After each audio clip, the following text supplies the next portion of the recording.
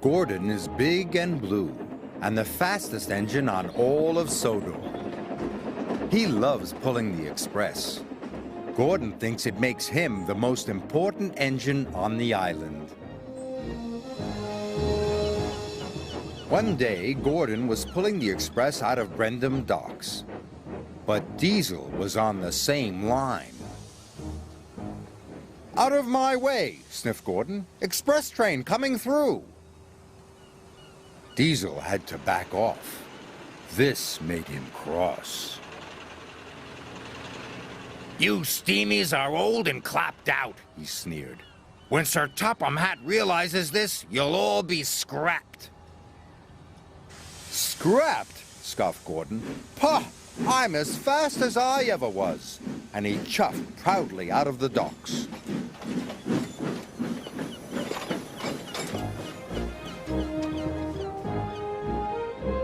Gordon was speeding through the beautiful countryside. He was having a wonderful day.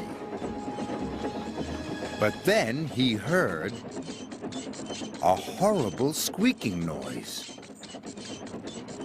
Gordon was upset. Squeaking could only mean one thing. Something was wrong. What if Diesel's right, he thought. What if Sir Topham Hatt scraps me?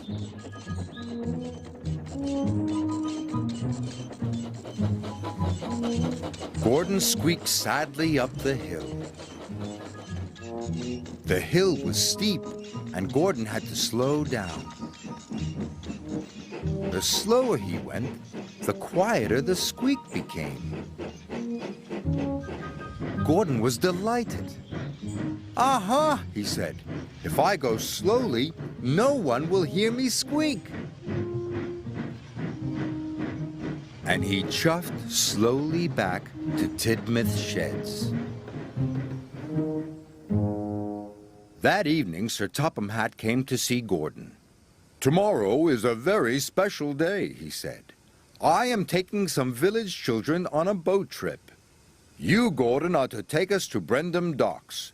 The boat leaves at 9 o'clock, so you must not be late." The next morning, Gordon waited for everyone to go. Then he puffed slowly away so no one would hear his squeak. Once out of the sheds, he started to pick up speed. His pistons pumped, and his wheels spun, and he began to squeak again. "Oh my," said Gordon. Then he heard something even worse. It was a rattle. oh dear," he cried. "Diesel was right. I'm falling apart. What will Sir Topham Hatt say?" So Gordon slowed down.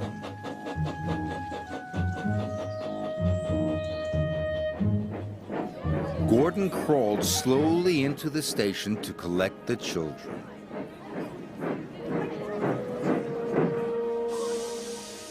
Gordon's boiler sank. If he went slowly, the children would miss their boat trip. But if he went quickly, Sir Topham Hatt would hear his squeak and his rattle. He'd know Gordon was wearing out and send him to the scrapyard. With the children safely on board, Gordon pulled slowly out of the station.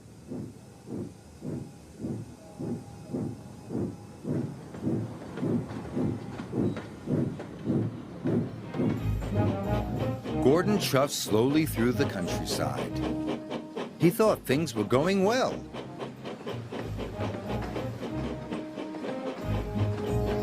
But Sir Topham Hatt was very cross. He spoke sternly to Gordon. "Why are you fooling around, Gordon?" he boomed. "You must go quickly, or the children will miss the boat, and that will never do." "Yes, sir," said Gordon sadly. "Remember," added Sir Topham Hatt, "you are the fastest engine on the island." This made Gordon feel proud. "This might be my last trip," he said, "but I'll get the children to their boat on time." His wheels turned faster. His pistons pumped harder. Must be on time, he puffed.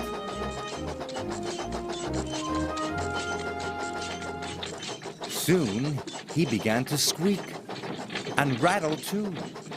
And then he heard another noise. A knocking noise. But Gordon didn't care.